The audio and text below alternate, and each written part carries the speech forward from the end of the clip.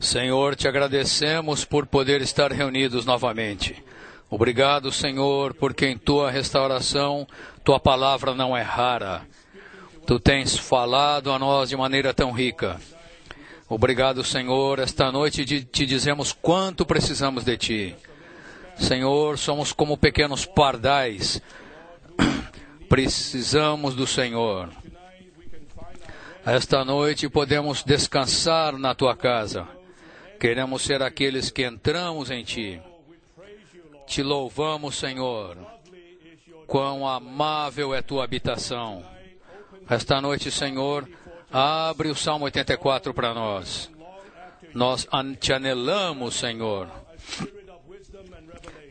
Dá-nos espírito de sabedoria e de revelação, Senhor. Faz com que vejamos algo mais profundo, algo que está além da superfície. Senhor, faz-nos te conhecer como Deus triuno encarnado, o Deus entrável e desfrutável, que quer estar mesclado e incorporado conosco. Senhor, esta noite nos abrimos para ti. Te dizemos, Senhor, que queremos ser curados por ti, tocar em ti, te desfrutar sob o resplandecer da tua glória Shekinah. Torna-nos iguais a ti, para nos tornar teu tabernáculo ampliado. Oh, Senhor Jesus, para sermos iguais a ti, exatamente um contigo. Unge essa palavra, Senhor. Amém. Esta noite chegamos a um salmo muito amável, Salmo 84. Quando eu era um jovem crente, eu desfrutava muito esse salmo, porque este salmo é tão doce, tão amável, e por causa da inspiração e do apreço do salmista pela casa de Deus, eu desfrutava muito esse salmo. Naqueles anos na vida da igreja, eu desfrutava tremendamente, amava a vida da igreja e podia me identificar com o salmista, com a apreciação que ele tinha da casa da igreja como a igreja, da casa de Deus como a igreja. Mas eu não percebia que a casa de Deus, revelada aqui, não é apenas a igreja. Na verdade, primeiramente, ela representa Cristo. Cristo, como o Cristo individual, é a cabeça da igreja, a cabeça do corpo, e também o Cristo corporativo, que é o corpo. Portanto, há algo definitivamente mais profundo aqui. Não é simplesmente uma vida da igreja agradável, doce, amável, mas esta casa de Deus, tipificada pelo tabernáculo e o templo, primeiramente representa esse Cristo, que por um lado é a cabeça, como o Cristo individual, e é o Cristo corporativo como corpo. A igreja, como Cristo corporativo, na verdade, é a ampliação desse Cristo.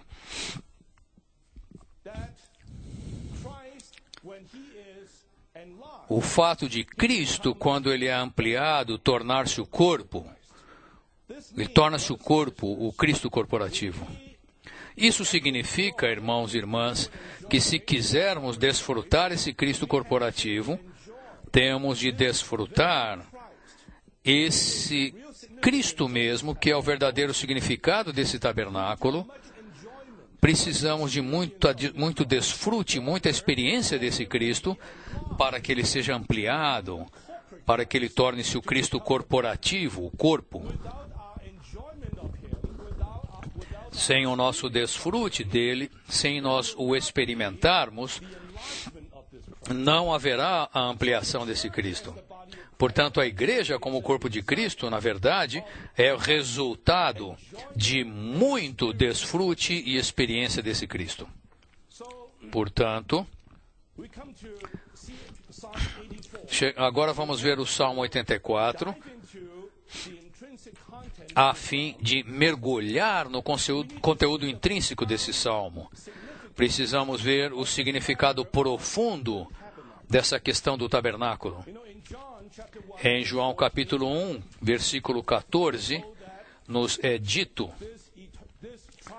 que esse Deus triuno, como a palavra eterna, tornou-se carne e armou o tabernáculo entre nós. Sou muito grato que a nossa versão Restauração nos dê a tradução correta. Não que ele habitou entre nós, mas que ele armou o tabernáculo entre nós. O tabernáculo foi revelado no Antigo Testamento. Era o lugar onde Deus habita. Era o lugar onde o povo de Deus podia entrar para encontrar-se com Deus, para adorar a Deus. Agora, Cristo veio para ser tal tabernáculo entre os homens na terra.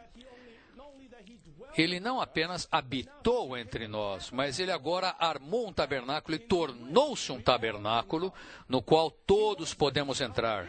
Ele quer que nós entremos nele. Ele é um tabernáculo, ele não é meramente alguém que habita entre nós, ele é um tabernáculo no qual podemos entrar.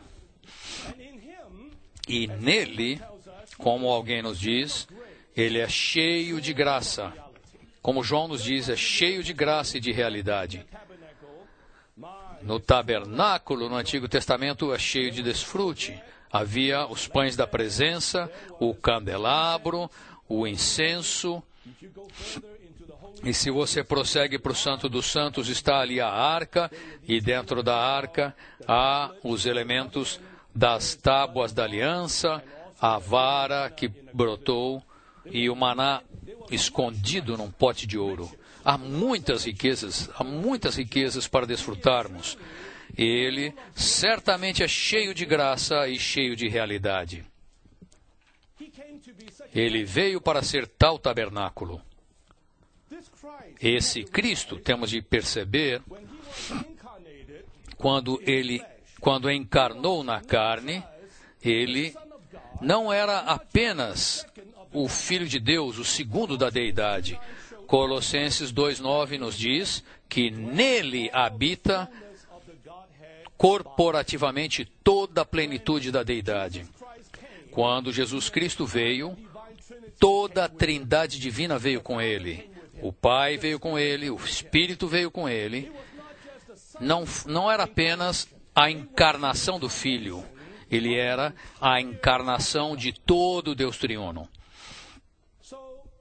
Portanto, a partir daí, você pode ver que exatamente ele que veio tabernacular entre nós, armar tabernáculo entre nós, por um lado ele era Jesus Cristo, mas por outro lado, uma vez que ele corporifica todo o Deus triuno, ele é o próprio Deus triuno encarnado na carne para tornar-se um tabernáculo para o seu povo entrar. Então, o verdadeiro significado do tabernáculo é o quê? É o Deus triuno encarnado para entrarmos, para participarmos, para desfrutarmos. Não é meramente uma figura de uma doce vida da igreja, que sem dúvida existe esse aspecto, mas inicialmente, quando chegamos à questão do tabernáculo, temos de ver que esse tabernáculo representa o Deus triuno encarnado. Todo Deus triuno encarnou, tornando-se homem e tornando-se um tabernáculo entrável e desfrutável. Quando Cristo encarnou, ele foi o cumprimento desse tabernáculo retratado no Antigo Testamento. Ele era a realidade. No começo do Novo Testamento, esse que foi o começo, no seu nascimento, que foi o começo da encarnação, temos de perceber, irmãos, que essa encarnação não foi um evento instantâneo. Essa encarnação, na verdade, prossegue por todo o período do Novo Testamento, até que alcança a consumação, que será a Nova Jerusalém, o tabernáculo eterno e universal. Bem, quando entrarmos no esboço, vamos ver que, na verdade, toda a era do Novo Testamento é um período da encarnação divina. Desde Mateus até o final de Apocalipse, veremos como esse Deus triuno encarnou-se, primeiramente, como o Cristo individual, e então ele prosseguiu essa encarnação, levando-nos, a todos nós, os crentes, a ser incluídos nessa encarnação e, por fim, de maneira consumada na Nova Jerusalém, nos tornarmos esse tabernáculo eterno universal.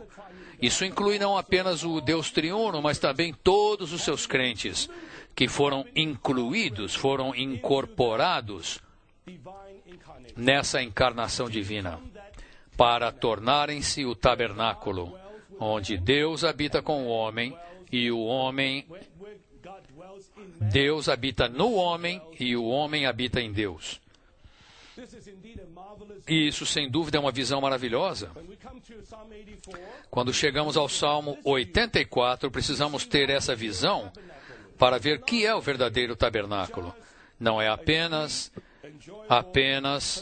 uma vida da igreja doce e desfrutável, mas, na verdade, é esse próprio Deus triuno encarnado que tornou-se entrável, desfrutável, experimentável, e que podemos participar dele, entrar nele, participar de todas as suas riquezas, até que nos tornemos plenamente mesclados, incorporados com ele, de maneira que ele, nós e ele nos tornamos um grande tabernáculo corporativo.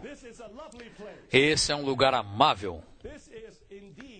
Isso é, de fato, muito mais profundo do que eu vi inicialmente. Com isso, podemos entrar no esboço. Esta mensagem, o título desta mensagem é A Revelação Secreta do Desfrute de Cristo, como o Deus triuno encarnado, o homem-Deus. Definitivamente, há algo secreto, algo oculto aqui. Uma revelação secreta que não está tão evidente para que as pessoas vejam imediatamente, especialmente com relação ao desfrute de Cristo, desse Deus triuno encarnado, tipificado por esse tabernáculo. Precisamos orar que o Senhor nos dê espírito de sabedoria e revelação para que vejamos essa revelação secreta. O primeiro ponto, o amor mais profundo e a experiência mais doce da casa de Deus, no Salmo 84, vem depois da experiência do lidar e despojar de Deus, que são restaurados pela experiência de Deus como nossa única porção e por Cristo receber a posição singular.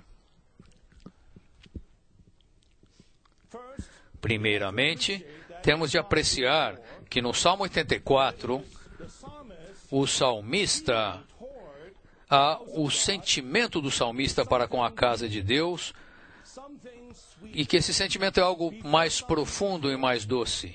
Antes do Salmo 84, houve outros salmos, como o Salmo 26, 28, 26, 8, 27, 4, onde o salmista expressava o seu anelo por estar na casa de Deus todos os dias da sua vida.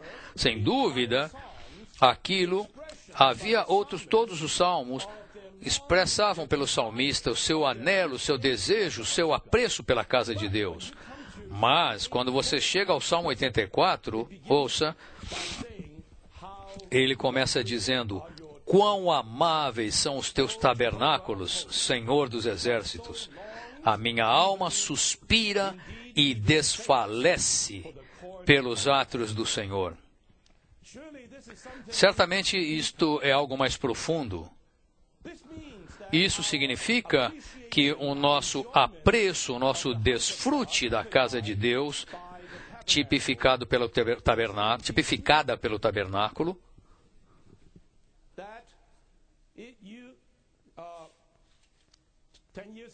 10 anos atrás, você desfrutava esse tabernáculo, essa casa de Deus, num certo grau, mas então, após um certo tempo, especialmente depois de passar por algumas experiências, o seu apreço, o seu desfrute da casa de Deus se aprofunda. É como um casal, o marido e esposa. Primeiro, quando o homem e a mulher se casam, eles se amam, eles se apaixonam um pelo outro, e eles acham que essa é a melhor coisa em toda a terra. Sim, sem dúvida eles amam um ao outro. Mas então, depois de 20 anos, 30 anos, 40 anos, até mesmo 50 anos, muitos casais podem testificar que o amor deles não é mais o mesmo de quando eles se encontraram pela primeira vez.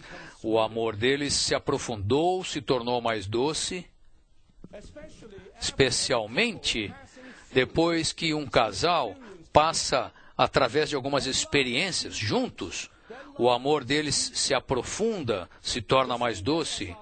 O mesmo ocorre com o nosso amor, o nosso apreço pela casa de Deus. Temos de passar por algumas experiências para que cheguemos ao Salmo 84. Não estamos no Salmo 26, nem no 27, ou naqueles primeiros salmos. Agora estamos no Salmo 84. Entre esses salmos, tem havido alguns processos, algumas experiências, fazendo com que o salmista chegue a uma apreciação mais profunda e mais doce, um desfrute mais profundo da casa de Deus. Que tipo de experiências são essas? Aqui diz que após a experiência, depois da experiência de Deus lidar e despojar, do lidar e despojar de Deus, no segundo livro de Salmos, que nós tratamos no último treinamento, vimos a revelação elevada de Cristo com a casa e a cidade como um degrau para Cristo vir e ganhar toda a terra. Isso é maravilhoso, certo? Salmo 68, no livro 2 de Salmos, foi maravilhoso. Mas agora, então, esta tarde vimos o Salmo 73, e a situação muda. Como o irmão Leaf dizia, se há um dia, haverá noite. Depois desse dia glorioso, vem a noite. Vem a noite. Como o irmão Ed mostrou no Salmo 73, que é o início do terceiro livro dos Salmos, vieram problemas, decepções, desilusões, insatisfação, e esses sentimentos tornaram-se uma espécie de teste para que esses buscadores, esses santos, quando vieram primeiramente para a vida da igreja, era como uma lua de mel. Muitos de nós éramos assim, todos tocamos a restauração, tocamos a vida da igreja, era o céu na terra. Todos os irmãos são o quê? Heróis. Todas as irmãs são anjos.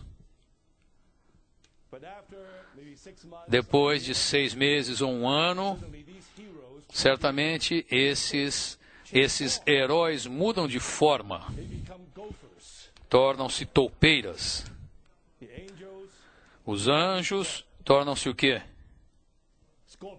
Escorpiões. Os presbíteros, os cooperadores, já não são mais tão amáveis. O que aconteceu? Sua lua de mel, de repente, tornou-se uma lua de vinagre. Já não é mais tão doce. Muita decepção, muito desencorajamento. Não é essa a sua experiência? Bem, se você ainda estiver em sua lua de mel, louvado seja o Senhor, ok? Não se preocupe com o que eu falei. Desfrute a sua lua de mel. Mas temos de dizer honestamente a você que, por fim, em algum momento, as coisas virão, acontecerão coisas que serão decepções, desencorajamento, mas tudo isso é usado pelo Senhor como um tipo de teste, como uma espécie de teste para ajudá-lo a se aprofundar, a aprofundar o seu desfrute, o seu apreço pela casa de Deus. Tudo aquilo que nós trouxemos naturalmente para a vida da igreja deve ser despojado de nós, para desfrutarmos Cristo e nos tornar sua casa, nos tornar sua ampliação. Tudo que trouxemos conosco naturalmente tem de ser despojado. E o Senhor usou todas essas coisas negativas que acontecem ao nosso redor para tirar essas coisas, de maneira que Ele possa ganhar um Cristo puro em nós, para que possamos de fato nos tornar sua ampliação, sua casa. E vimos tal amor mais profundo em nossa experiência. Ele é restaurado pelas experiências de Deus como nossa única porção, por meio de Cristo nos ser dado como uma porção única, singular. Quando você passa por essas situações negativas, decepcionantes, em vez de olhar para o seu ambiente, em vez de desistir, em vez de murmurar e criticar, você diz: quem mais tenho eu no céu, senão a ti? E não há ninguém na terra que eu deseje, senão a ti. Se você puder falar isso no meio dessas provações, você fez muito progresso. O seu desfrute e apreço pela casa de Deus definitivamente se aprofundou. Em vez de olhar para o ambiente, em vez de olhar para as pessoas, você agora está olhando para aquele que está no céu, aquele único, singular, que é a sua única porção. Não temos ninguém no céu, não temos ninguém mais na terra, senão esse Cristo. É isso que o Senhor deseja ganhar em nós. Agora, ponto A diz: o propósito de Deus ao lidar com seu povo santo é que eles sejam esvaziados de todas as coisas para receberem apenas Deus como seu ganho e sejam reedificados com a Trindade divina para tornarem-se a obra-prima de Deus, cumprindo a economia eterna de Deus para a sua expressão. Jamais devemos nos esquecer que o foco central da economia de Deus é que Cristo se torne nosso tudo em todos. Que Cristo se torne tudo para nós. Tudo que carregamos conosco naturalmente, nossa a ambição natural, toda a exaltação do ego, todas as coisas da velha criação, precisam ser despojadas, até que esse Cristo se torne tudo em todos para nós. Essa é a história de Jó. Ele pensava que era uma pessoa justa, uma pessoa perfeita, mas Deus quis mostrar-lhe: Jó, talvez em si mesmo você seja justo, tenha sua integridade, mas isso nada tem a ver com a minha economia.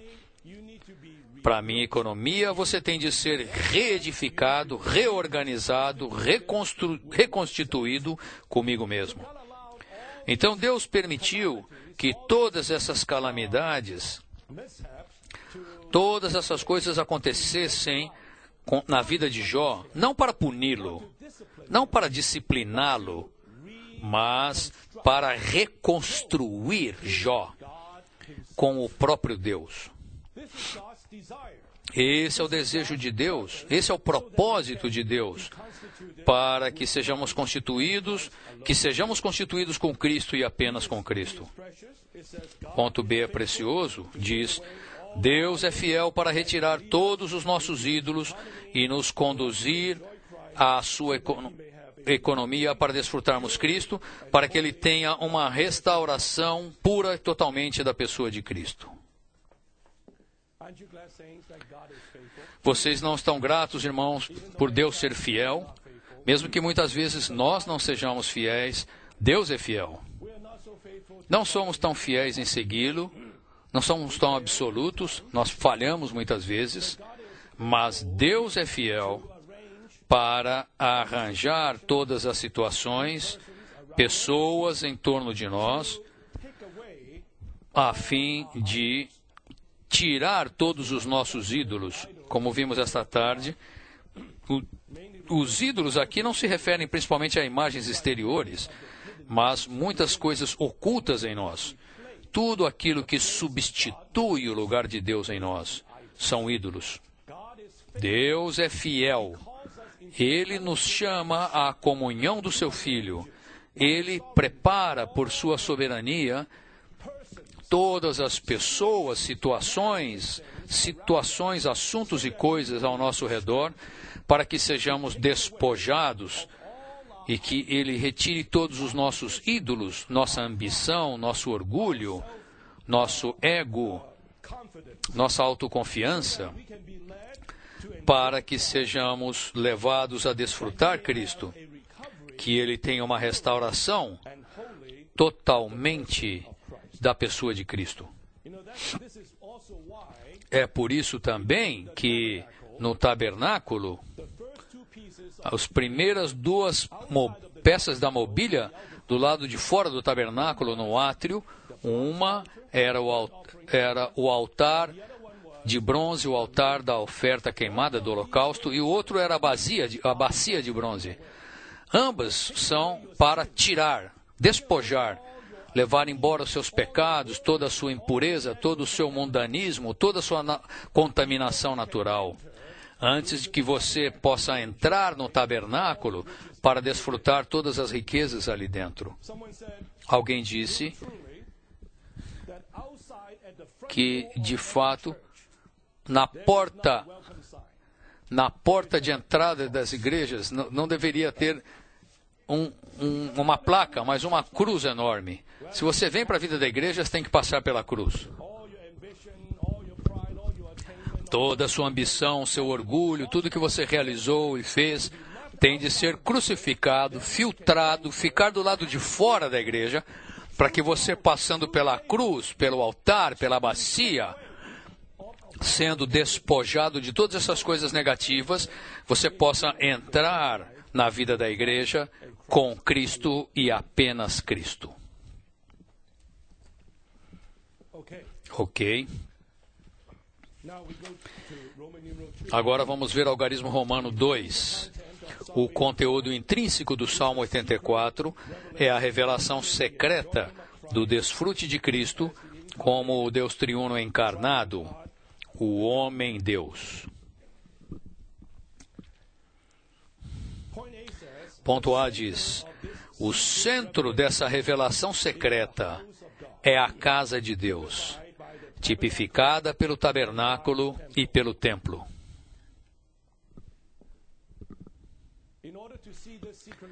Para ver essa revelação secreta, temos de prestar atenção a essa questão da casa de Deus, que é o centro dessa revelação. Na verdade, essa casa de Deus é o foco central de toda a Bíblia. Se você lembrar-se, no primeiro livro da Bíblia, em Gênesis 28, na primeira visão que Deus deu ao homem, foi o sonho de Jacó. Deus revelou o seu desejo de ter uma habitação na terra. Esse foi o sonho de Jacó, relatado ali, registrado ali em Gênesis 28. No segundo livro da Bíblia, o livro de Êxodo, após Deus ter resgatado o seu povo do Egito, levando-os para o deserto, Deus revelou a Moisés no monte, certo? Deus chamou Moisés para ir ao monte durante 40 dias e 40 noites. O que ele estava fazendo ali? Primeiramente, Deus revelou-lhe o modelo do tabernáculo, detalhadamente. Isso implica o quê? Isso é algo que estava oculto no coração de Deus. Ele quer ter uma habitação, e agora, durante 40 dias e 40 noites no monte, ele esteve com Moisés, E ali ele revelou a Moisés como uma planta arquitetônica, como um modelo desse tabernáculo, como Moisés deveria edificar esse tabernáculo, que material ele deveria usar, quais as medidas. Você pode pensar que Deus tem coisas mais importantes para falar do que ficar falando de construir uma tenda com Moisés. Mas isso mostra que esse assunto da casa de Deus é tão crucial que é algo que está profundo no coração de Deus. Vemos isso em Gênesis 28 com o sonho de Jacó. E então vemos que, na verdade, Deus falou a respeito disso com Moisés no monte. E mais tarde, esse tabernáculo foi ampliado para tornar-se o templo.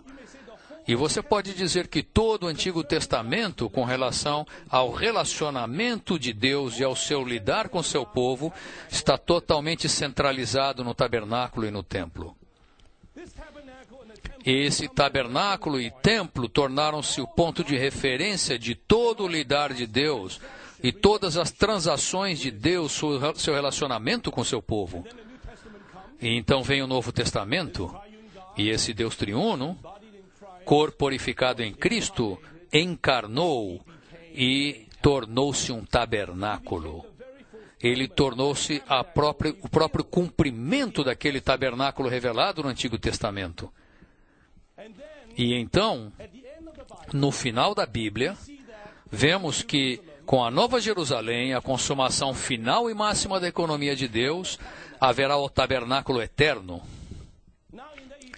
Agora, no tabernáculo eterno, não está apenas o Deus triuno, mas também seu povo redimido, regenerado e transformado, foi incorporado nesse tabernáculo com Deus.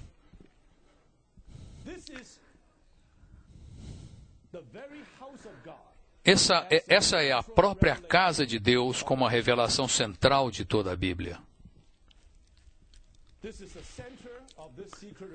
Esse é o centro dessa revelação secreta tratado aqui no Salmo 84. Ponto B diz: Cristo, como a corporificação do Deus triuno, é o cumprimento dos tipos do tabernáculo e do templo. Número 1. Esse cumprimento começou em sua encarnação como o Cristo individual e continuará até que se consume na Nova Jerusalém como o Cristo corporativo, o grande homem Deus. Número 2. O Novo Testamento, de Mateus a Apocalipse, aborda todo o período da encarnação do Deus triuno e é um registro da encarnação divina.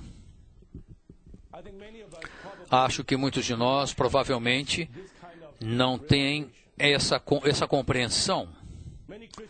Muitos cristãos hoje ainda consideram a encarnação de Cristo aconteceu 2000 anos atrás, e agora, dia 25 de dezembro, eles tentam celebrar essa encarnação uma vez por ano, esse nascimento.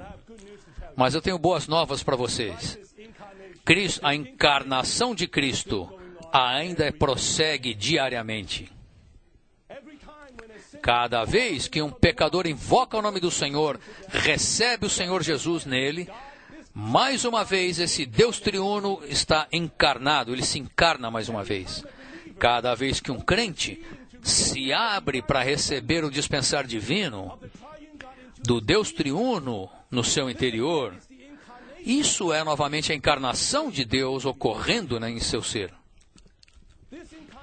Essa encarnação cobre todo o Novo Testamento, de Mateus a Apocalipse, até que no seu estágio consumado, com a Nova Jerusalém, o povo de Deus será enchido com esse Deus triuno processado e consumado, mesclado e incorporado com ele para tornar-se esse tabernáculo eterno como a encarnação do Deus triuno no produto final e terminado. Portanto, o desfrute de Cristo, como o Deus triuno encarnado na casa de Deus, é representado pelo arranjo do tabernáculo e de sua mobília. Portanto, esse Deus triuno encarnado, cuja encarnação cobre todo o Novo Testamento, é tipificado por esse tabernáculo.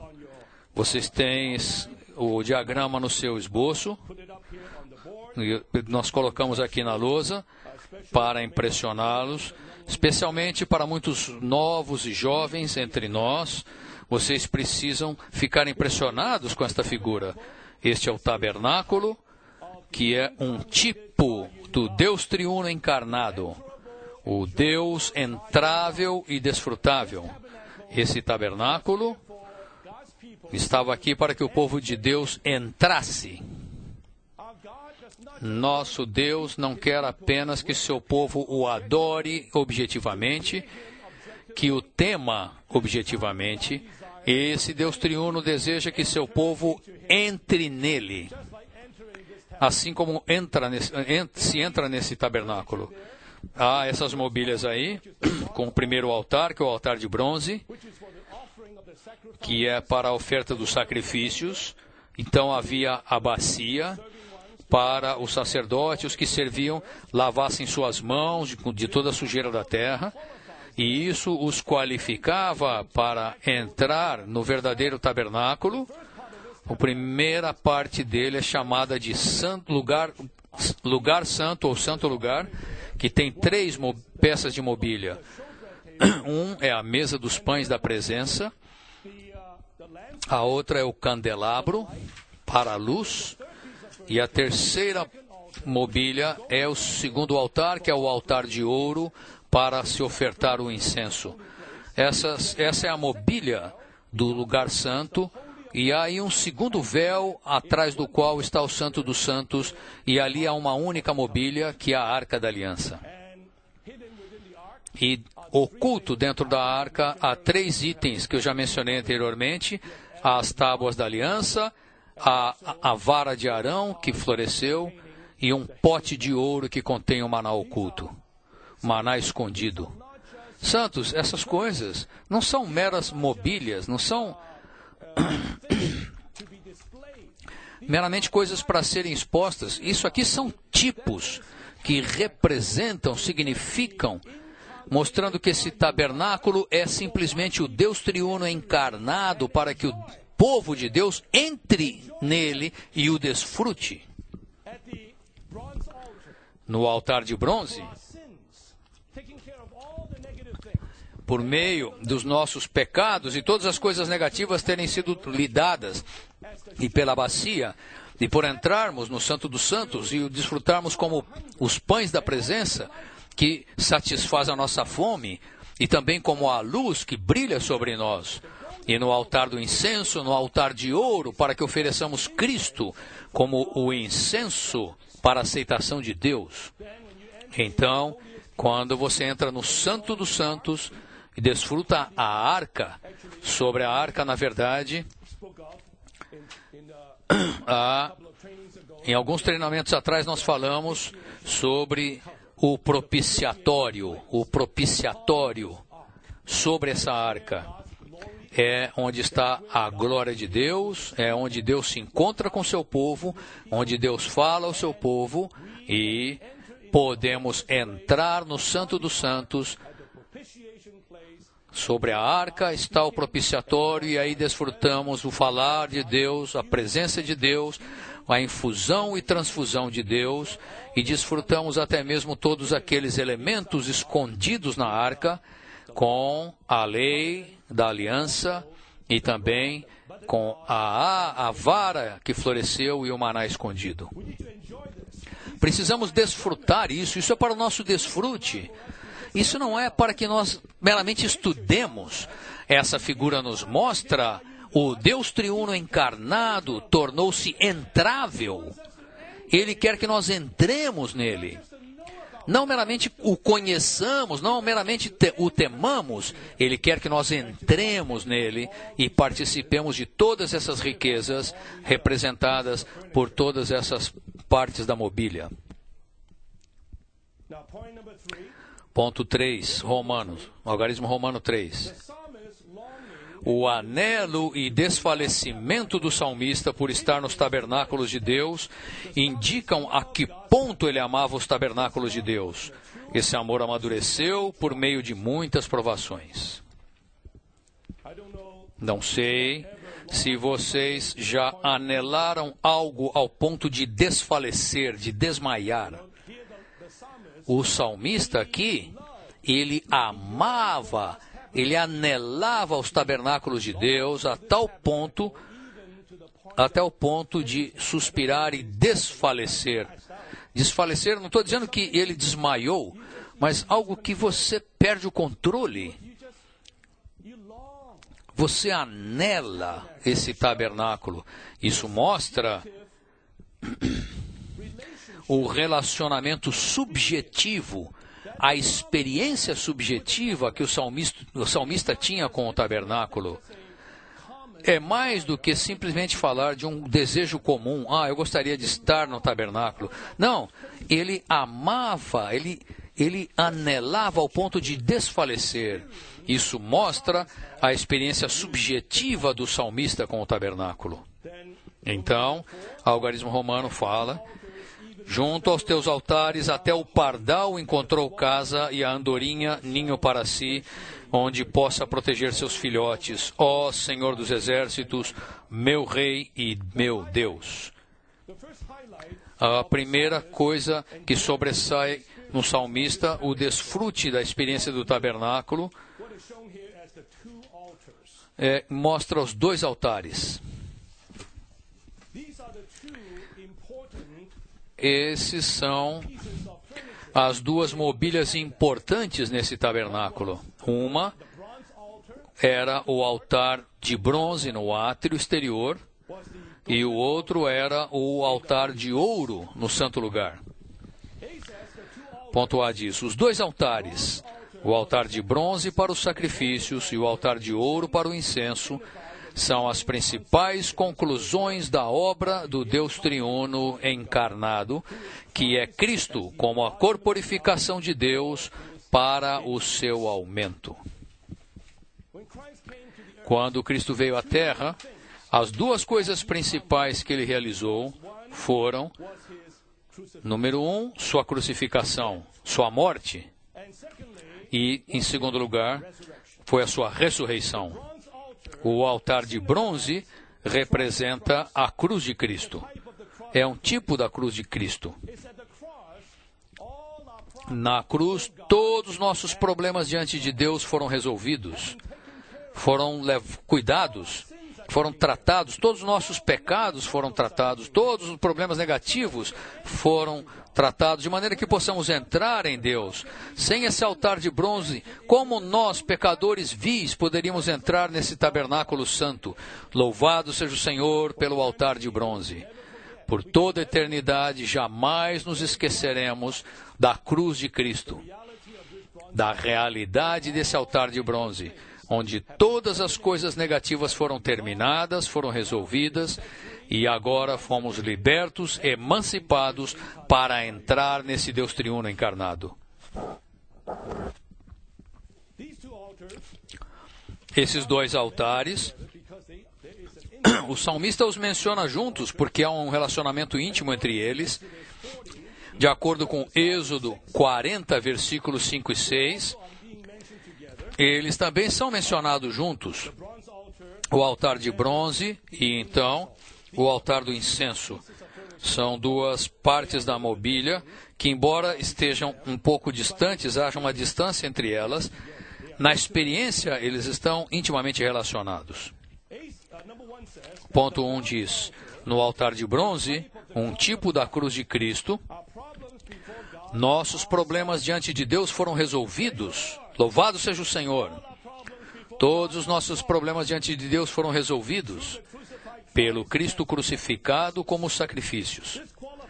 Isso nos qualifica para entrar no tabernáculo. Um tipo de Cristo como o Deus triuno encarnado e entrável. E para contatar Deus no altar do incenso. O altar de bronze para os sacrifícios está relacionado à redenção judicial de Deus, realizada por Cristo em seu ministério terreno. Número 2. No altar de ouro para o incenso, diante do Santo dos Santos, o Cristo ressurreto em sua ascensão é o incenso para sermos aceitos por Deus em paz. O altar de bronze está localizado do lado de fora do tabernáculo, na entrada, para cuidar de todos os nossos problemas, de maneira que estejamos qualificados para entrar. Agora, o segundo altar, que é o altar de ouro, para ofertar incenso, está localizado bem antes do segundo véu, bem antes, logo antes do Santo dos Santos. O que significa ali? O que é ofertado ali não tem nada a ver com pecado.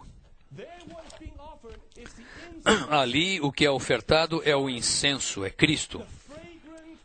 O Cristo fragrante, perfumado, como o nosso incenso para Deus nos aceitar. Agora nossos pecados não existem mais, nossos pecados foram tratados no altar de bronze, agora estamos no tabernáculo, chegamos a esse altar de ouro e oferecemos a Cristo como nosso incenso. Ele é a nossa aceitação para que sejamos aceitos por Deus, para entrar o tempo todo, não apenas ao santo lugar, mas por fim, a intenção de Deus é que entremos no Santo dos Santos, onde está a arca, onde a glória Shekinah de Deus está, onde Ele pode se reunir conosco, Ele pode falar conosco, pode se infundir em nós. Esse altar de ouro significa o Cristo ressurreto em sua ascensão. Ele é esse incenso aromático para a nossa aceitação diante de Deus, de maneira que possamos entrar até o Santo dos Santos para participar da arca, do testemunho de Deus, sendo infundidos e transfundidos com Ele e por Ele, que é a glória Shekinah de Deus. Agora, eu acho que vale a pena gastar algum tempo para compartilhar com vocês sobre a localização desse altar do incenso. De acordo com Êxodo, capítulo 30, versículo 6, nos é dito que esse altar de incenso, o altar de ouro, é colocado do lado de fora do véu, no lugar santo, certo? Defronte do véu, que está no segundo. Mas, em Hebreus, capítulo 9, versículo 4, ele diz: tendo um altar de ouro para o incenso e a arca da aliança totalmente coberta de ouro. Isso é o Santo dos Santos.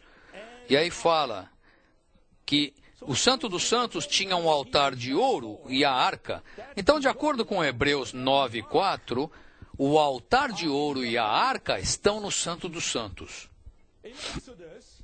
Em Êxodo, ele está localizado do lado de fora, no lugar santo. Mas por que em Hebreus 9 ele fala que o altar do incenso e a arca estão juntos? Aparentemente há uma discrepância, mas na verdade essa discrepância tem um significado muito importante. Há dois pontos que eu quero mostrar. O primeiro, para vermos esse significado. O primeiro é que esse altar de ouro está localizado muito próximo à arca. Na verdade, é claro, no desenho aqui ainda temos uma distância. Se nós fôssemos redesenhar, eu colocaria os dois próximos, bem próximos um do outro. A única coisa que os separava era esse véu. Esse altar do incenso está ali bem próximo à arca, indicando que esse altar de ouro do incenso está muito relacionado com a arca. Embora em sua localização, o altar do incenso esteja no santo lugar e a arca no Santo dos Santos. Essas duas peças de mobília estão separadas por esse véu, mas são tão próximas uma da outra. Número 2, em 1º livro dos Reis 6:22, fala que o altar de ouro pertence ao oráculo. O altar de ouro pertence ao oráculo. O que é o oráculo? O oráculo refere-se ao lugar onde, ao falar, no Santo dos Santos. Onde é esse lugar de falar? Esse oráculo refere-se ao propiciatório. Ou você pode chamar de trono de misericórdia sobre a arca, com os querubins contemplando. Esse trono de misericórdia, o propiciatório, ali é o oráculo onde Deus fala com seu povo. Portanto, em 1 de Reis nos é dito que esse altar de ouro pertence ao oráculo. Isso nos mostra que a função desse altar de ouro, tendo sido colocado tão próximo da arca, a função está relacionada ao oráculo de Deus, ao falar de Deus ao seu povo.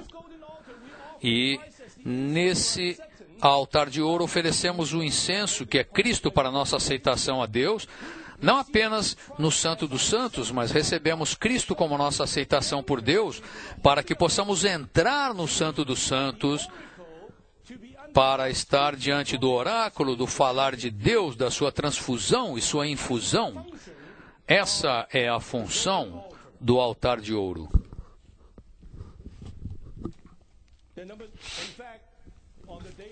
Na verdade, no dia da expiação, no Antigo Testamento, no dia da expiação, o sangue do sacrifício da oferta de holocausto no altar de bronze era levado até o santo lugar. Esse mesmo sangue era espargido sobre o altar do incenso e também sobre o trono de misericórdia, ou seja, o propiciatório. O mesmo sangue era aspergido sobre essas duas peças de mobília. Número 3. Esse altar do incenso, na verdade, está relacionado com a nossa oração. Você pode referir aí a Apocalipse 8. Em Apocalipse capítulo 8, você tem ali os anjos com os incensários ofertando incenso para Deus, representando as orações que eram oferecidas a Deus. Portanto, esse altar do incenso, oferecer incenso a Deus tem muito a ver com a nossa oração, com a oração dos santos. A maneira para entrarmos no Santo dos Santos, para chegar diante do trono da graça, a única maneira, irmãos e irmãs, é mediante a oração. Em Hebreus, diversas vezes somos encorajados, irmãos, entremos com ousadia. O sangue de Jesus nos abriu um novo e vivo caminho. Cheguemos-nos com ousadia. O caminho foi aberto. O altar do incenso, quando oferecemos incenso a Deus para nossa aceitação, não é apenas para permanecermos no santo lugar. Quando exercitamos orar, oferecer Cristo como incenso a Deus para nossa aceitação, a meta é entrarmos. Queremos prosseguir. Não somos daqueles que retrocedem, somos daqueles que prosseguem para o trono da graça. Portanto, isso é algo muito relacionado com a experiência. Não estamos falando de algo doutrinário, mas na experiência, essa mobília, o altar de ouro, onde o incenso é oferecido, está relacionado com a nossa oração, que nos permite entrar no Santo dos Santos, especialmente ao propiciatório, onde podemos contemplar e refletir a glória do Senhor, somos transformados de um estágio de glória para outro estágio de glória.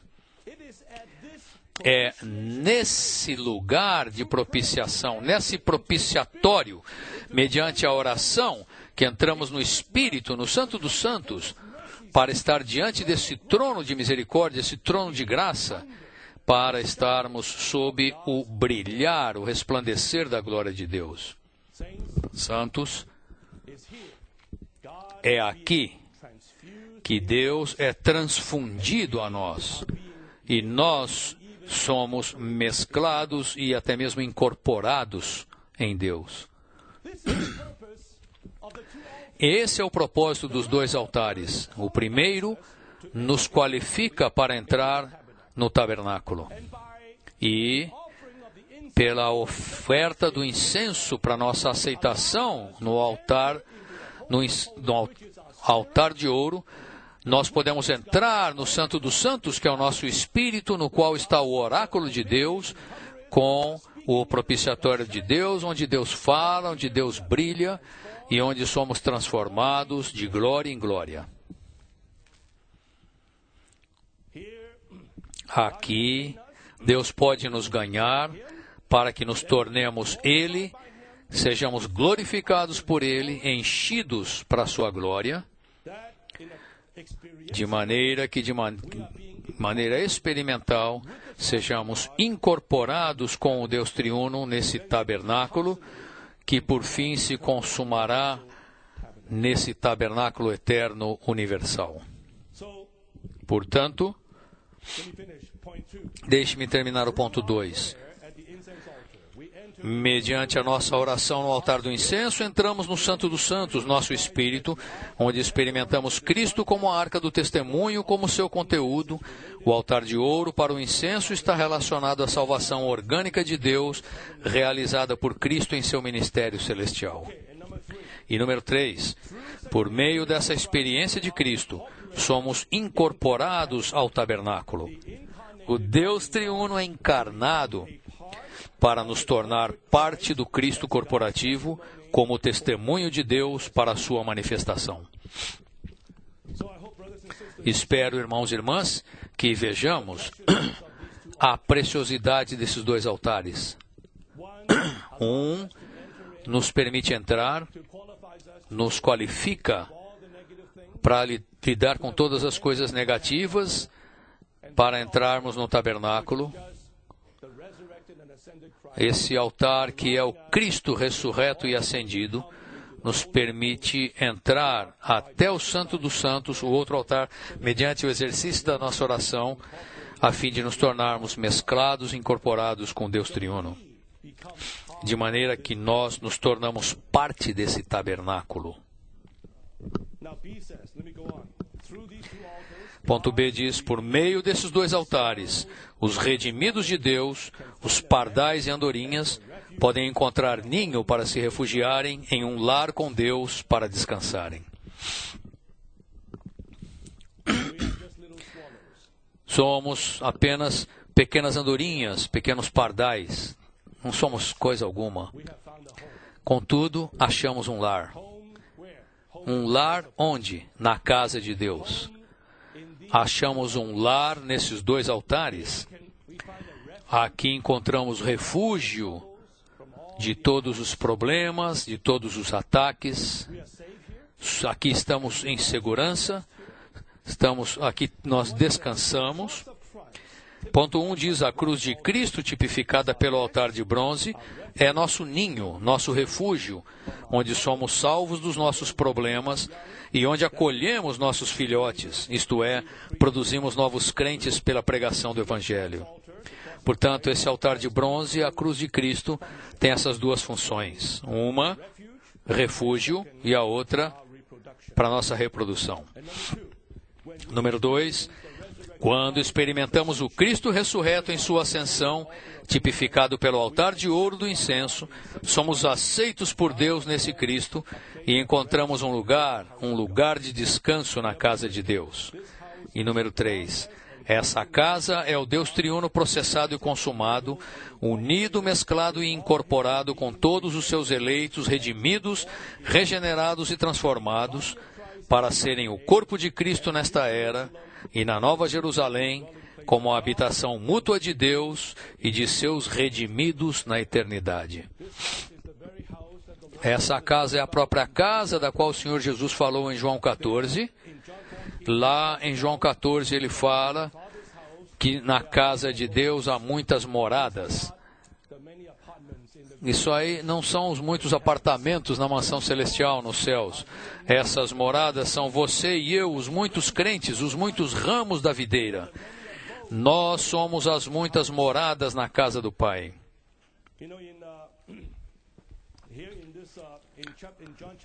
Em João 14, capítulo 14, no versículo 10, o Senhor diz: não credes que eu estou no Pai e o Pai está em mim? O Senhor, por um lado, diz: eu estou indo para o Pai, eu vou para o Pai, eu vou para o Pai. Eu estou deixando vocês e vou para o Pai.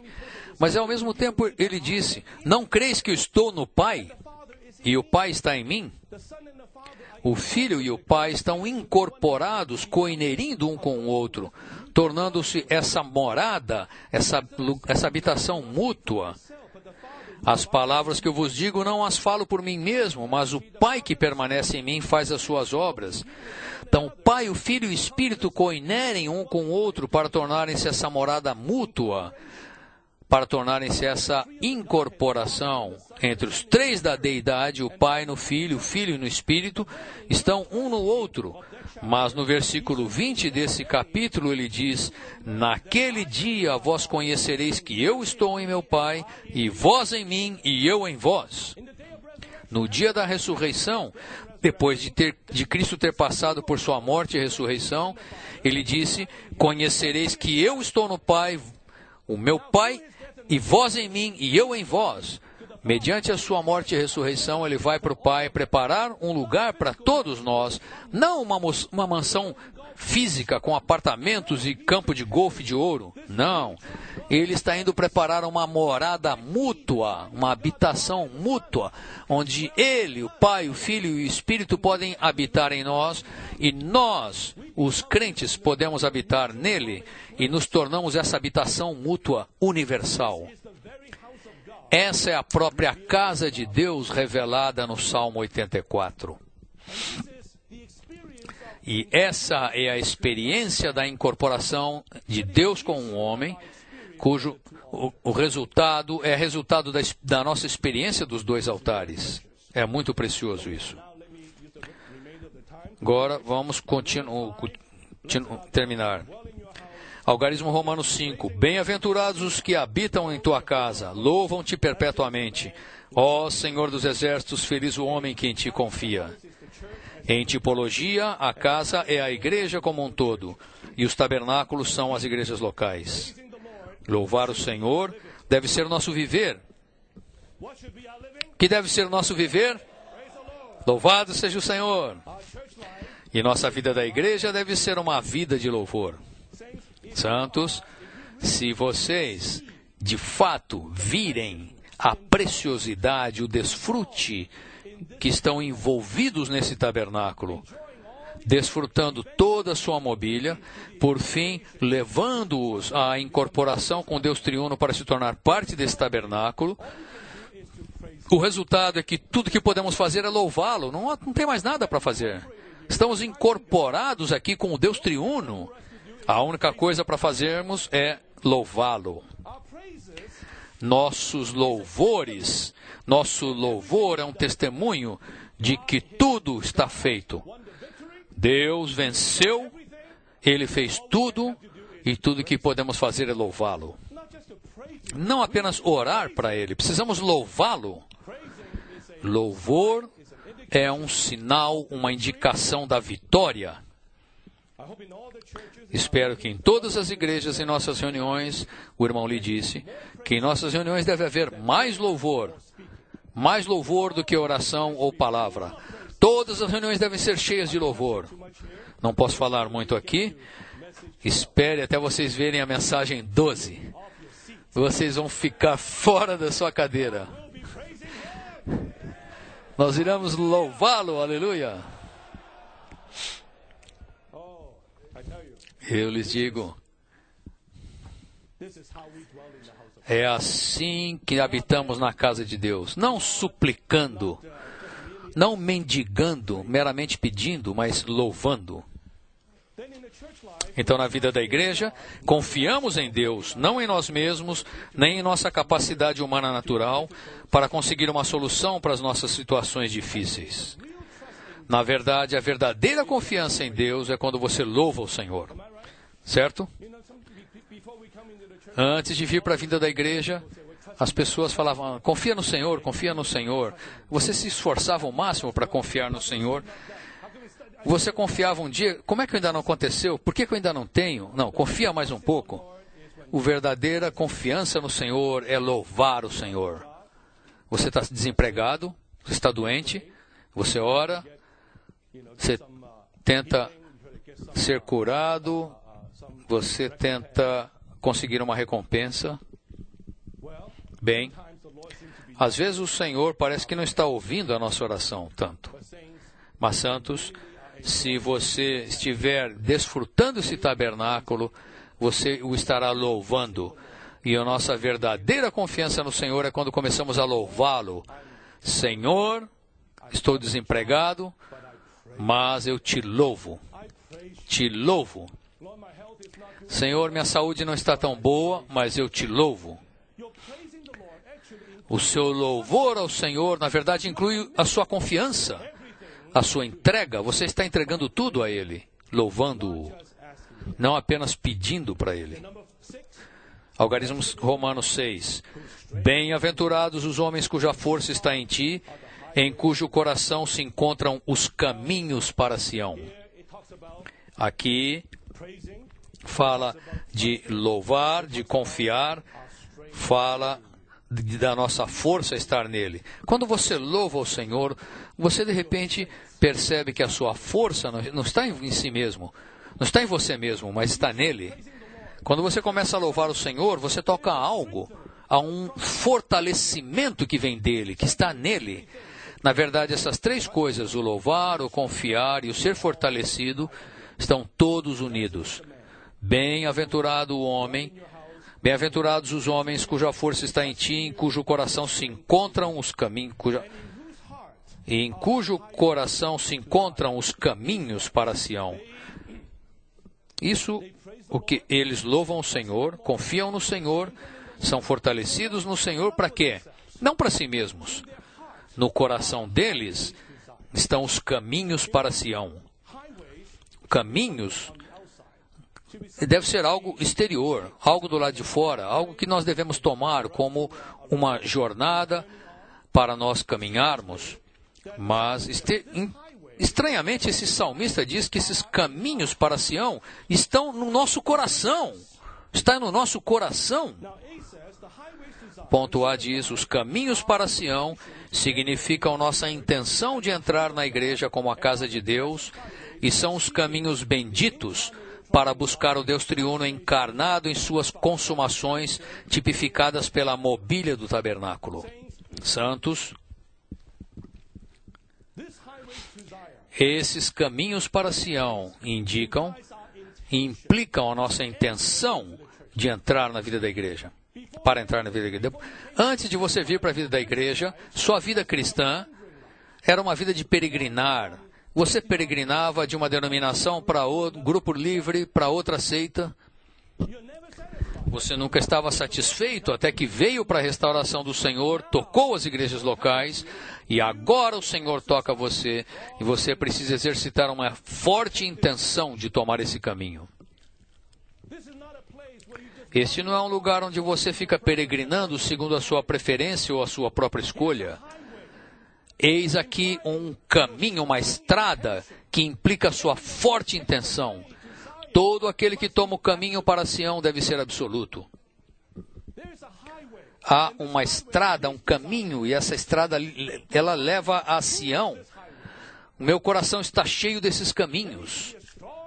Deve haver uma forte intenção para todo aquele que toma o caminho da restauração do Senhor, toma o caminho das igrejas locais, deve haver esses caminhos em nosso coração. E esses caminhos benditos também implicam a nossa busca pelo Deus triuno encarnado, tipificada pelas mobílias do tabernáculo. Diariamente, irmãos e irmãs, tomamos esse caminho para Sião.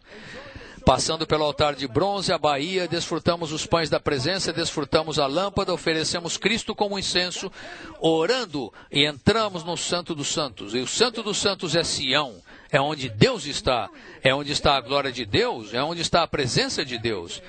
Diariamente santos, por um lado, nós dizemos, já estamos em Sião, já estamos na restauração do Senhor, mas diariamente nós estamos viajando nos caminhos para Sião. Agora, enquanto nos reunimos nesses 6 dias de treinamento, por quê? Porque estamos nos caminhos para Sião. Estamos subindo, escalando. Este é o primeiro dia. Daqui a 6 dias, vocês vão alcançar o cume. Estamos nessa jornada, nos caminhos para Sião. Eu lhes digo, isto é maravilhoso. Não estamos parando. Não estamos satisfeitos com onde estamos. Cada treinamento semianual, semestral, nos reunimos, estamos viajando, entramos um pouco mais, somos um pouco mais conformados. Ponto B diz, por um lado entramos em Deus, por outro ainda estamos nos caminhos para entrar em Deus. Marvin, você passou 2 anos no treinamento, está se formando agora. Você terminou esse caminho. Terminou? Você já terminou? Acabou esse caminho? Não, você tem muitos caminhos para percorrer ainda. Você tem de continuar.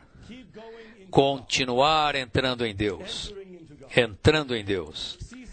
C diz, os caminhos para Sião estarem em nosso coração, significa que precisamos tomar o caminho da igreja interiormente, não apenas exteriormente. Quando estivermos profundamente na vida interior, certamente estaremos no caminho da igreja. Os caminhos para Sião estarão em nosso coração. Há cristãos que dizem, para ter a prática da igreja e a experiência da vida interior, são 2 coisas separadas. Eu sou pela prática da igreja. Você é do povo e da vida interior. Você está experimentando, só fica ali orando e lendo, invocando o Senhor, desfrutando do Senhor. Eu sou pela prática da vida da igreja. Santos, nossa prática da vida da igreja, nós tomarmos esses caminhos para Sião, deve ser algo feito interiormente no seu coração. Não pense que podemos simplesmente falar, eu estou sobre a base de uma cidade, uma igreja, segundo o ensino de Watchmani, segundo o ensino do Novo Testamento, estou plenamente segundo esses ensinamentos, está tudo bem comigo. Não, não está tudo bem com você. A prática da igreja não é simplesmente algo exterior, segundo alguns princípios ou regras. Um dia eu disse a vocês, vários anos atrás, veio um irmão com um mapa tentando me convencer que ele estava praticando a vida da igreja legalmente, porque ele estabeleceu uma igreja, não numa mesma localidade onde já havia uma igreja. Ele não estava interferindo, ele estava mantendo o princípio de uma igreja, uma cidade, uma igreja, de uma maneira totalmente exterior e doutrinária. Os caminhos para Sião têm de ser algo em nosso coração. Não há como tomarmos os caminhos para Sião, tomarmos o caminho da igreja, sem tocar o Senhor interiormente, sem experimentá-lo em vida. E vice-versa. Se você o experimenta em vida, ele vai levar você para a igreja. A experiência de Cristo como vida interior e a prática da igreja não são 2 coisas separadas. Em Cântico dos Cânticos temos a buscadora que diz, Senhor, atrai-me e correremos após ti. Alguns versículos depois, o amado lhe diz,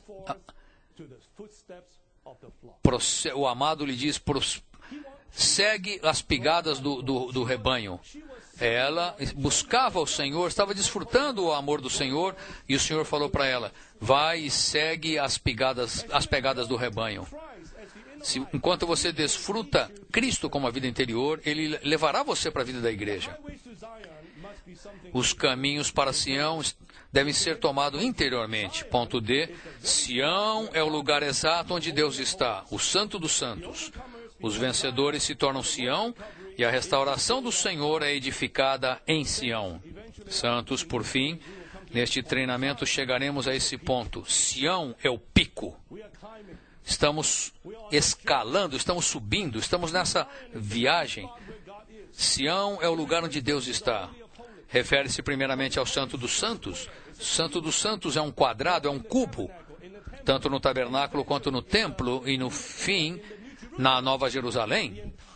Toda a cidade é a ampliação desse Santo dos Santos. O santuário interior será Sião. É aí que Deus está, e a restauração do Senhor é para edificar Sião. Os grupos vitais, os vencedores, são Sião. Temos de tomar essa jornada. Algarismo Romano 7. Passando pelo vale de Baca, fazem dele um manancial, a primeira chuva o cobre de bênçãos. Esses caminhos, de alguma maneira, passam por um vale, chamado Vale de Baca. Baca significa áridos. Por um lado, esse caminho é glorioso, vai para Sião, mas no caminho ele passa por um vale de choro. Baca significa choro. Diz, Baca significa choro. Por um lado, os que estão nos caminhos para Sião são fortalecidos em Deus. Por outro, eles sofrem oposição de Satanás, que faz com que sejam perseguidos. Todo aquele que toma o caminho da restauração do Senhor, podemos testificar. Antes de você vir para a igreja, sua vida cristã estava relativamente calma, relativamente paz. Mas uma vez que você toca a restauração, uma vez que você toca a igreja, todo tipo de oposição vem. Da sua família, dos seus parentes, dos seus amigos, todos os ataques e perseguições. É verdade. Se você continuar, permanecer no mundo, permanecer no cristianismo de hoje, você não será tão perturbado. Mas se você tomar o caminho para Sião, prepare-se. Você terá de passar pelo vale do choro. Haverá sofrimento, haverá perseguição. E é irônico, por um lado, estamos sendo fortalecidos, estamos louvando o Senhor, confiando nele, mas por outro lado, a oposição está ali. B. Os transtornos e a perseguição causados por Satanás podem fazer dos caminhos um vale de choro. Esse termo especial indica que o salmista foi disciplinado por Deus e despojado por ele. Definitivamente ele passou por situações muito sérias e foi despojado pelo Senhor. Os caminhos para Sião não são externos, superficiais nem baratos. Devemos pagar um preço para tomar o caminho da igreja. Em Colossenses 1:24, Paulo fala que nós temos uma participação nos sofrimentos de Cristo. Nós participamos das aflições, completamos o que resta das aflições de Cristo por causa da igreja, a favor do seu corpo, que é a igreja. Se você não se importar com a igreja, você não tem que sofrer tanto. Mas se você se importar com a igreja, haverá sofrimentos envolvidos. O próprio Cristo sofreu para cumprir a redenção, foi o primeiro, mas uma outra parte desse sofrimento que deve ser participada pelos seus buscadores e amantes, que é o sofrimento necessário para a edificação da igreja, o seu corpo. Ponto D. Quando passamos pelo vale de Baca, Deus faz dele um manancial. Esse manancial é o Espírito. Quanto mais choramos nos caminhos para Sião, mais recebemos o Espírito. Enquanto choramos, estamos sendo enchidos com o Espírito, e o Espírito se torna nosso manancial. Por que choramos? Porque derramamos lágrimas. As lágrimas são expressão de tristeza, de dor, ao ponto em que não podemos mais suportar, algo explode. Um sofrimento profundo, uma tristeza profunda. Mas este versículo nos mostra que esse vale do choro pode se transformar num manancial, pode se transformar num lugar cheio do Espírito. Santos, vocês derramaram lágrimas. Eu tenho certeza, todos vocês já derramaram. Mas por quê? É porque alguém te maltratou, ou porque você perdeu alguma coisa, ou porque alguém te maltratou, você chorou? Isso não é nada. Isso é um sofrimento por si mesmo, por causa de um erro seu. E quanto aos sofrimentos relacionados à igreja, alguns sofrimentos relacionados à economia de Deus, alguns mal-entendidos por parte da família por causa do seu posicionamento pela igreja, pelo propósito de Deus, isso faz com que você chore, com que você derrame lágrimas. Mas santos, eu sei que muitos santos experimentaram, vocês podem testificar que o Senhor transforma essas lágrimas no espírito. Também houve momentos em que eu derramei lágrimas ao ponto de, Senhor, não dá para eu falar mais nenhuma mensagem, Senhor. Não dá. Parecia que algo me tocava profundamente. Contudo, é tão estranho que o falar que eu tive depois daquilo foi o falar mais liberado. Eu toquei o fluir do Espírito de uma maneira que eu jamais poderia imaginar. As lágrimas se tornaram num manancial. Se vocês nunca souberam o que é sofrer em favor da economia de Deus, da edificação de Deus, vocês jamais saberão que é a plenitude do Espírito. Quanto mais choramos nos caminhos de Sião, mais recebemos o Espírito. Enquanto choramos, estamos sendo enchidos com o Espírito e o Espírito se torna nosso manancial. Os que entram na vida da igreja passando pelo vale do choro, descobrem que esse cheiro se torna por fim uma grande bênção para eles. Essa bênção é o Espírito. Deve-se me perguntar a vocês, como esse vale de Baca se torna num manancial? Como ele transforma o chorar num manancial?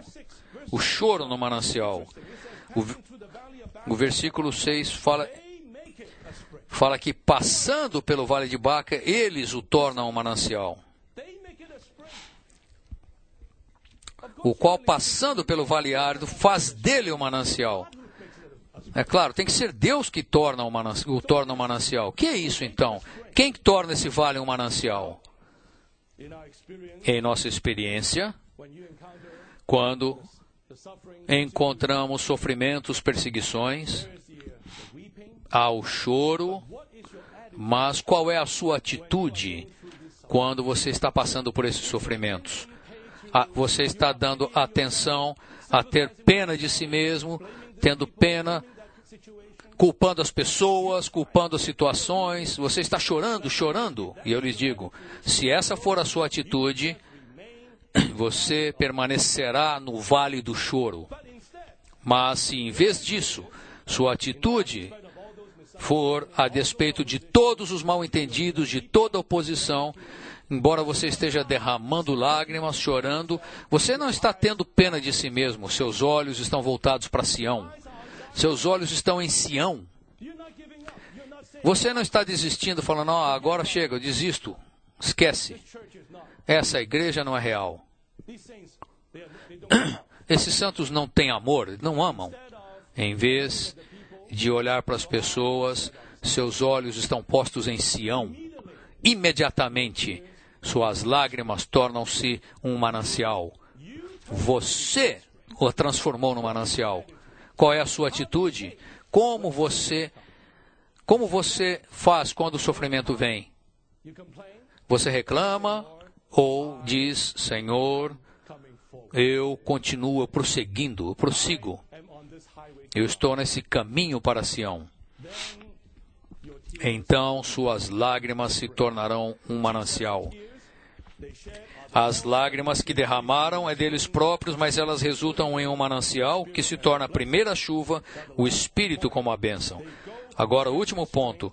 Vão indo de força em força. Cada um deles aparece diante de Deus em Sião. Pois um dia nos teus átrios vale mais que 1000. Prefiro estar à porta da casa do meu Deus a permanecer nas tendas da perversidade. porque o Senhor Deus é sol e escudo, o Senhor dá graça e glória.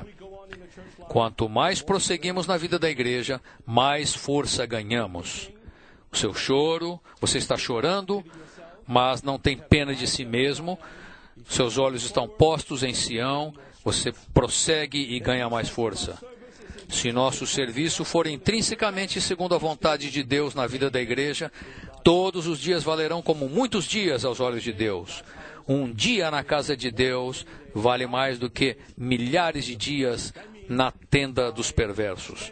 Isso significa que gastar dias nessa casa de Deus, viajando nesse tabernáculo, você redime os seus dias, você redime o seu tempo, você está remindo o seu tempo. O tempo que é comido pelo gafanhoto tem de ser remido. Um dia pode ser considerado como 1000. Vamos todos ler juntos o ponto C. As bênçãos de permanecermos na casa de Deus são nosso desfrute do Deus triuno, encarnado e consumado, como nosso sol para nos suprir vida, como nosso escudo para nos proteger do inimigo de Deus, como graça para nosso desfrute interior, e como glória para a manifestação exterior de Deus em esplendor. Amém. Agora, peço que vocês orem um com o outro durante um minuto, mas quero lembrá-los de que não apenas ore de uma maneira rotinária, isso não é uma rotineira. Eu creio que no falar algo do Senhor tocou em vocês, vocês têm de orar interiormente, segundo aquilo que o Senhor tocou em você. Ore de volta para Ele, para expressar o seu desejo